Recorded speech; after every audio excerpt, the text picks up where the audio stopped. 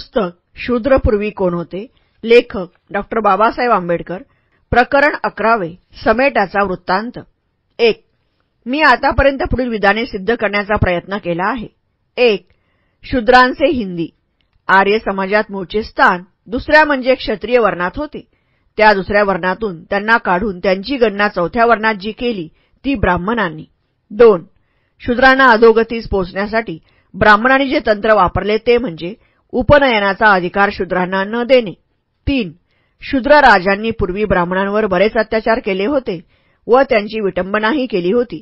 याबद्दल सूड उगविण्याच्या ईर्षेने ब्राह्मणांनी शूद्रांना दुसऱ्या वर्णातून काढून चौथ्या वर्णात ढकलून दिले, त्यांना अधोगतीस मिळविले. ही सर्व विधाने आरशाप्रमाणे स्वच्छ आहेत. तथापि त्यांच्याविरुद्ध काही प्रश्न उपस्थित करणारा जर कोणी असू शकेल तर त्याचे प्रश्न खालीलप्रमाणे असतील. अ. काही थोड्या शूद्र राजांबरोबर ब्राह्मणाचे झगडे झाले असतील, पण त्यावरून ब्राह्मण सर्व शूद्र जातींचे शत्रू कसे झाले असतील? ब. शूद्र राजांनी ब्राह्मणांना इतके सतावले होते काय की ज्यामुळे ब्राह्मणांमध्ये शूद्रांच्या विरुद्ध तिरस्काराची भावना आणि सुडाची इच्छा उत्पन्न झाली? क. ब्राह्मण आणि शूद्र यांच्यात समेट झाला नव्हता काय? समेट झाला होता तर शूद्रांना अधोगतीस पोचविण्याचे ब्राह्मणांना काही प्रयोजन नव्हते. ड. शूद्रांनी आपली अधोगती कशी होऊ दिली? हे प्रश्न महत्वाचे व मुद्देसूद आहेत. त्यांचा गंभीरपणे विचार केला पाहिजे हे मी कबूल करतो. या प्रश्नांना उत्तर देणे हे योग्य आहे. ब्राह्मणाचे काही थोड्या शूद्र राजांच्या बरोबर भांडण झाले होते. एवढ्याशा कारणाने ब्राह्मणांनी सर्व शूद्र जातीला अधोगतीस नेण्याचा चंग बांधला तो का? हा प्रश्न योग्य व महत्वाचा आहे. तथापि तर 2 गोष्टी लक्षात ठेवल्या तर या प्रश्नाचे उत्तर देणे कठीण आहे. प्रथम हे लक्षात घेतले पाहिजे की 9व्या प्रकरणात वर्णन केलेले ब्राह्मण आणि शूद्र राजे यामधील झगडे हे वैयक्तिक स्वार्थाचे दिसतात तसे नव्हते. ते सामाजिक म्हणजे सार्वजनिक स्वार्थाचे होते. या झगड्यांमध्ये ज्या कथा दिल्या आहेत त्या सर्व ब्राह्मणांना उद्देशून आहेत. त्यात फक्त एकच कथा वसिष्ठाला उद्देशून आहेत. राजांच्या तर्फे पाहिले तर असे दिसते की या कथेतील राजे व्यक्तिशः ब्राह्मणांच्या बरोबर झगडत आहेत, परंतु हे राजे सुदासच वंशाशी संबंध असलेल्या वंशाचे होते. ही गोष्ट विचारता कामा नये. सुदासासंबंधी सांगावयाचे तर ते असे की तो ज्या झगड्यात अडकला होता तो झगडा ब्राह्मण आणि क्षत्रियांपैकी शूद्र जमात यांच्यामधला होता. यासंबंधी तिळमात्र संशय नाही. इतर दुसऱ्या झगड्यात सापडलेले जे राजे होते ते सुद्धा या शूद्र जमातीचे होते असे म्हणावयास आपणापुढे प्रत्यक्ष पुरावा नाही, पण आपणापुढे दुसरा पुरावा आहे व त्यावरून आपण असा निष्कर्ष काढू शकतो की सुदास ज्या वंशात जन्मला होता त्या वंशांशी धागेदोरे असलेल्या वंशामध्ये ते राजे जन्मले होते. या बाबतीतील खालील वंशवृक्ष पहा. हा महाभारताच्या आदी पर्वावरून तयार केला. मरीची कश्यप बरोबर दाक्षायनी दक्ष प्रजापतीची एक कन्या. आदित्य विवस्वत मनु 10 पुत्र. यम वेन ऋष्णुनवशीत नभन इक्ष्वाकू कुरुष शार्यती इला प्रिशद्र नवगौईला. जे क्षत्रिय राजे ब्राह्मणांबरोबर झगडे खेळले ते सर्व राजे आप्त आणि नातेवाईकपणाच्या धाग्याने एकत्र बांधलेले होते. ही गोष्ट प्रस्तुतच्या मुद्द्यावर चांगला प्रकाश पाडते. प्रमुख हा इलाचा मुलगा आणि मनु वैवस्वत याचा नातू आहे. नीती हा इक्ष्वाकूच्या अनेक मुलांपैकी एक मुलगा आहे. इक्ष्वाकू हा मनु विवस्वत याचा मुलगा आहे. त्रिशंकू हा इक्ष्वाकूचा 28वा वंशज. सुदास हाही इक्ष्वाकूचा वंशज आहे. वेन हा मनु वैवस्वताचा मुलगा आहे. सुदासाचा बाप दिवोदास हा पुरुचा राजा होता आणि पुरु लोक इक्ष्वाकू वंशाचे होते असे वर्णन ऋग्वेदात आहे. आपला पूर्वज इक्ष्वाकू आहे असे काही राजे म्हणत असत. ते सर्व राजे मनु व इक्ष्वाकू वंशज असल्यामुळे ते सर्व सुदासाचे नातेवाईक ठरतात असे म्हणावयास काही हरकत नाही. सुदास शूद्र होता. ही गोष्ट जर मान्य केली तर हे सर्व राजे शूद्र जमातीचे होते हे ओघाने सिद्ध होते. या बाबतीत जरी प्रत्यक्ष पुरावा उपलब्ध नाही तरी हे झगडे काही शूद्र राजे व ब्राह्मण लोक यांच्यात झालेले नसून ते व सर्व ब्राह्मण जमात यांच्यामध्ये झालेले होते अशी कल्पना केली तर अनैसर्गिक वाटणार नाही. हिंदी आर्य समाज वन्यावस्थेत होता आणि एका जमातीच्या एका व्यक्तीने जे कृत्य केले असेल ते कृत्य सर्व जमातीने केले अशी त्यावेळी भावना रूढ झाली होती. अशा पुरातन काळात हे झगडे ब्राह्मण जमात व शूद्र राजे यांच्यामध्ये झाले होते. ही गोष्ट लक्षात घेतली पाहिजे. एका राजाने केलेला झगडा त्या लोकांच्या जातीला बंधनकारक समजला जात होता हे उघड आहे. जुन्या काळच्या सर्व समाजाची अशी अवस्था होती की टोळी किंवा जमात यांना घटक आहे. जुन्या काळच्या सर्व समाजाची अशी अवस्था होती की टोळी किंवा जमात यांना घटक समजले जात असे. एका व्यक्तीला घटक समजले जात नसे. याचा परिणाम असा झाला की एका व्यक्तीचा अपराध हा पूर्ण टोळीचा किंवा जमातीचा अपराध मानला जात असे. त्याचप्रमाणे टोळीचा किंवा जमातीचा जो अपराध असेल तो त्या टोळीच्या किंवा जमातीच्या प्रत्येक व्यक्तीचा अपराध मानला जात असे. ही गोष्ट लक्षात ठेवली तर असे म्हणाव्यास काही हरकत नाही की फक्त आपणाशी विरोध करणाऱ्या राजांचा ब्राह्मणांनी द्वेष केला नाही, तर सर्व शूद्र जमातीचा द्वेष त्यांनी केला.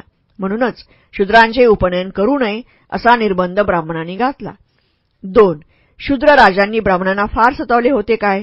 या मुद्द्याबद्दल शंका घेण्याचे कारण नाही. काही गोष्टी राजांच्या हातून झाल्या असतील, काही ब्राह्मणांच्या हातून झाल्या असतील. या बाबतीत दोन पक्षात क्रोधाग्नीचा स्फोट घटवून आणण्याइतके स्फोटक साहित्य दोन्ही पक्षांच्या हातात होते. ब्राह्मण पक्षाच्या हातात कोणते स्फोटक साहित्य होते ते पहा. समाजातील आपला दर्जा सर्वांपेक्षा श्रेष्ठ आहे आणि समाजात आणण्यासाठी खास हक्क, अधिकार व सवलतीही राखून ठेवलेल्या आहेत, असे ब्राह्मणांचे म्हणणे होते. श्रेष्ठ दर्जा, खास हक्क, अधिकार व सवलती यांच्या संबंधी जेव्हा जेव्हा ब्राह्मण तंटे उपस्थित करीत असत तेव्हा तेव्हा त्यांचे वर्तन इतरांना अत्यंत त्रासदायक आणि असह्य होऊ लागले. ब्राह्मणांचा श्रेष्ठ दर्जा, खास हक्क, अधिकार आणि सवलती दर्शविणारी यादी खाली दिली आहे. यादीतील सारांशरूप माहिती काणे यांचे धर्मशास्त्र भाग 2:1 पान 138-153 या पुस्तकात दिलेल्या जंत्रीवरून तयार केलेली आहे. 1. ब्राह्मण माणूस ब्राह्मण जातीत जन्मला. केवळ एवढ्याच कारणासाठी सर्वांनी त्या ब्राह्मणाला सर्व वर्गाचा गुरु मानले पाहिजे. 2. सर्व वर्गाची कर्तव्यकर्म कोणती, त्या वर्गाने योग्य कसे राहावे व वागावे आणि त्यांच्या उपजीविकेची साधने कोणती असावीत, हे सर्व ठरविण्याचा खास हक्क ब्राह्मणांचा आहे. ब्राह्मण जसे उपदेश करतील त्याप्रमाणे वागणे हे सर्व वर्गाचे कर्तव्यकर्म आहे. ब्राह्मण जशी सल्लामसलत देतील त्याप्रमाणे राज्यकारभाराचा गाडा राजाने चालविला पाहिजे. 3. राजाने वर्चस्व ब्राह्मणांवर चालू शकत नाही. ब्राह्मण लोक वगळून बाकीच्या सर्व लोकांवर राजाचे वर्चस्व चालू शकते. 4. अ. फटके मारण्याची शिक्षा. ब. हातापायात बेड्या घालणे. क. दंड करणे. ड. हद्दपार करणे. ई. निंदा करणे आणि फ. त्याग करणे. या शिक्षा ब्राह्मणांना माफ आहेत. 5. जो ब्राह्मण क्षत्रिय वेदामध्ये पारंगत आहे त्याला कर माफ आहेत. 6. ब्राह्मणाला भूमीत जो पैसा सापडेल त्या सर्व पैशावर त्याचा मालकी हक्क ठरतो. असला पैसा राजाला सापडला तर त्याने त्यातील अर्धा हिस्सा ब्राह्मणाला द्यावा. 7. मालमत्ता राजाकडे देऊ नये. ती मालमत्ता क्षत्रियामध्ये किंवा ब्राह्मणांमध्ये वाटावी. 8. रस्त्याने जात असताना त्याला क्षत्रिय किंवा ब्राह्मण भेटला तर राजाने त्यांना प्रथम वाट द्यावी. 9. सर्वांनी ब्राह्मणांना प्रथम नमस्कार करावा. 10. ब्राह्मणाला मारण्याची धमकी देणे किंवा त्याला मारणे किंवा त्याच्या शरीरातून रक्त बाहेर काढणे हे गुन्हे समजले पाहिजेत. 11. ब्राह्मण व्यक्ती पवित्र आहे. ब्राह्मणाने जरी खून केला असला तरी त्याला फाशीची शिक्षा देऊ नये. 12. काही गुन्ह्याच्या बाबतीत त्या गुन्ह्यासाठी इतर वर्गातील गुन्हेगारांना जी शिक्षा देतात त्या शिक्षेपेक्षा कमी शिक्षा ब्राह्मणांना दिली पाहिजे. 13. ज्या खटल्यात ब्राह्मण पक्षकार नाही त्या खटल्यात राजाने ब्राह्मण साक्षीदार म्हणून बोलावू नये. 14. एखाद्या स्त्रीला पूर्वीचे काही ब्राह्मणेतर नवरे असले तरी अशा स्त्रीबरोबर जर ब्राह्मणाने लग्न केले तर फक्त तो ब्राह्मण त्या स्त्रीचा नवरा ठरतो. तिचा पूर्वीचा क्षत्रिय, वैश्य किंवा शूद्र नवरा हा ब्राह्मणाने तिच्याशी विवाह केल्यानंतर नवरा ठरू शकत नाही. हा क्रमांक काणे यांनी उल्लेखिलेला नाही, परंतु तो अथर्ववेद 5:17, 8:9 यामध्ये सापडतो. वर सांगितलेले ब्राह्मणाचे खास हक्क व सवलती यांचे विवेचन केल्यानंतर श्री काणे यांनी आपले विचार खालीलप्रमाणे प्रदर्शित केले आहेत. काणे धर्मशास्त्र भाग 2 पान 153-54. ब्राह्मणांना आणखी जे सवलती हक्क देण्यात आले होते ते म्हणजे भिक्षा मागण्यासाठी दुसऱ्यांच्या घरात निर्वेदपणे प्रवेश, सरपण व फुले गोळा करणे, पाणी आणणे आणि यासारखी इतर कामे जर ब्राह्मणांनी केली तर ती कामे चोरीच्या सदरात मानू नयेत. दुसऱ्यांच्या बायकांबरोबर संभाषण करण्याचा ब्राह्मणांना हक्क आहे आणि स्त्रियांशी ब्राह्मण संभाषण करीत असताना ब्राह्मणांना कोणी दुसऱ्यांनी मध्येच अडथळा उत्पन्न करू नये. नावेत मोफत बसून नदीपार इतरांच्या अगोदर जाणे हा ब्राह्मणांचा हक्क आहे. ब्राह्मण व्यापारासाठी नावेचा उपयोग करीत असतील तर त्यांना त्या नावेसाठी कर माफ असावा. जो ब्राह्मण प्रवासाला चालला आहे व थकला भागलेला आहे आणि त्याच्याजवळ खाण्यास काही नाही अशा ब्राह्मणाने जर उसाच्या मळ्यातून 2 ऊस घेतले किंवा शेतात काही कांदे किंवा भुईमुगाच्या शेंगाच्या डहाळ्या उपटून घेतल्या तर त्या ब्राह्मणाच्या हातून काही अपराध होत नसतो. या सवलती हक्कांच्या संख्या कालमानाने वाढत गेल्या. ब्राह्मण आणि शूद्र राजे यांच्या जेव्हा झगडे चालू होते तेव्हा कोणते सवलती हक्क रूढ झाले होते हे सांगणे कठीण आहे.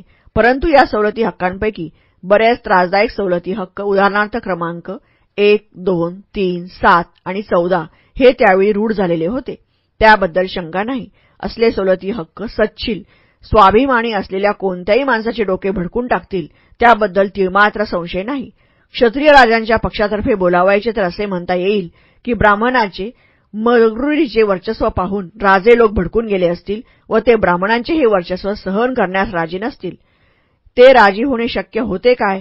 ब्राह्मणांच्या बरोबर ज्या क्षत्रिय राजाने झगडे केले त्यांच्यापैकी बरेच राजे सूर्यवंशाचे होते ही गोष्ट विसरता कामा नये. फक्त पुरुरव आणि नहुष हे राजे सोमवंशाचे होते ही गोष्ट पुढील वंशवृक्षावरून दिसून येईल. सोम, तारा, बुध, इला, पुरुरव, उर्वशी, आयुष, नहुष. पुरुरवाची आई इला ही मनुवैवस्वत याची मुलगी होती. ही गोष्ट लक्षात धरली तर सोमवंशाचे राजे आणि ब्राह्मणांशी झगडे खेळणारे सूर्यवंशाचे क्षत्रिय राजे हे एकमेकांचे आप्त ठरतात. हे सूर्यवंशाचे राजे विद्या, घमेंड आणि क्षात्रतेज या बाबतीत सोमवंशीय राजाच्याहून निराळे होते. सूर्यवंशाचे जे क्षत्रिय होते ते तडफदार, बाणेदार होते. सोमवंशाचे जे क्षत्रिय होते ते स्वाभिमानशून्य व दळभद्र होते. सूर्यवंशाच्या क्षत्रियांनी ब्राह्मणांपुढे लोटांगणी घातली व ब्राह्मणाचे गुलाम होऊन राहिले. ते व्हावे तसेच झाले. याचे कारण असे की सोमवंशाचे क्षत्रिय लोक अक्षरशत्रू होते. सूर्यवंशाचे क्षत्रिय लोक विद्येच्या बाबतीत विद्वान होते. एवढेच नव्हे तर ब्राह्मणांपेक्षा ते उच्च दर्जाचे विद्वान राजर्षी म्हणून समजले जात असत. जे क्षत्रिय विद्वान ब्राह्मणांच्या झगड्यात पडले विशेषतः त्यांची ही सत्यकथा आहे. ऋग्वेदाची अनुक्रमणिका हिच्यावरून आणि आजपर्यंत परंपरेने जी माहिती सांगण्यात आली आहे तिच्यावरून असे मानण्यात येते की वेदातील ऋचांचे कर्ते सूर्यवंशी राजे पुढे दाखविल्याप्रमाणे आहेत. 6-15 वीतहव्य किंवा भारद्वाज, 10-9 सिंधुद्वीप अंबरीशाचा मुलगा किंवा त्रिशिरस त्वर्श्रीचा मुलगा, 10-75 सिंधुक्षित प्रियमेधाचा मुलगा, 10-133 सुदास पिजवणाचा मुलगा, 10-134 सुदास युवाश्वानाचा मुलगा, 10-79 सिबी उसिनराचा मुलगा प्रतोदन दिवोदासाचा मुलगा व काशीचा मुलगा आणि वसुमन रोहिदासाचा मुलगा, 10-148 पृथ्वीवैत्य. ऋग्वेदातील ऋचा कोणी रचल्या आहेत त्याबद्दलची माहिती मत्स्य पुराणात एके ठिकाणी दिली आहे. ती खालीलप्रमाणे: भृगु, काश्य, प्रचेतस, दधीच, आत्मवत, और्व, जमदग्नी, कृप, शरद्वत, अर्ष्टिशेन, शुधाजित, वीतहव्य, सुक्चर्स, वयन, पृथु, देवदास, ब्रह्मसव, ग्रीत्स, शौनक हे ऋचा रचणारे भृगुवंशातील 19 जण होत. अंगिरस, वेदस, भारद्वाज, भालंदन, ऋतुबद्ध, गर्ग, सीती, संस्कृती, गुरुधीर, मंदत्री, अंबरीश, युवानास्व, पुरुकुत्स, प्रद्युम्न, श्रावणात्य, अजामिद, इर्याश्च, तक्षण, कवी, पृषादाश्च, विरूप, कण्व, मुद्गल, उथत्य, शारद्वत, वजस्तवस, अपत्य, सुवित्त, वामदेव, अजिवे, बृहुदुक्थ, दीर्घतमस, कक्षीवत हे 33 प्रमुख अंगिरस वंशाचे होते. त्या सर्वांनी ऋचा रचल्या होत्या. आता कश्यप वंशजाकडे वळूया. गधीचा मुलगा विश्वामित्र, देवराज, वळू, शद्राम, मधुचंदास, ऋषभ, अद्दमर्शन, अष्टक, लोद्रिक, मृतिकल, वेदस्रवतु, देवरण, मृणादाश्व, धनंजय, कीर्तिवंत किथित, सललकायन हे 13 कौशिक मोठे भक्तिमान आणि श्रेष्ठ समजले जात होते. या प्रेमाने ज्यांना ऋचांना घातले असे ब्राह्मण, क्षत्रिय, वैश्य यांच्यापैकी 91 लोक होते असे समजले जाते. वैदिक ऋचा रचणाऱ्यांची जीवर यादी दिली आहे. ती मध्ये क्षत्रियांची नावे आहेतच, पण ज्या क्षत्रियांनी ब्राह्मणांशी झगडे केले अशाही क्षत्रियांची नावे त्या यादीत आहेत. वैदिक ऋचा रचणारे जे लोक होते त्यांच्या क्षत्रिय लोक अग्रगण्य होते. सर्व वैदिक ऋचांमध्ये अत्यंत प्रसिद्ध असलेली ऋचा म्हणजे गायत्री मंत्र. ही ऋचा विश्वामित्राने रचली होती. विश्वामित्र क्षत्रिय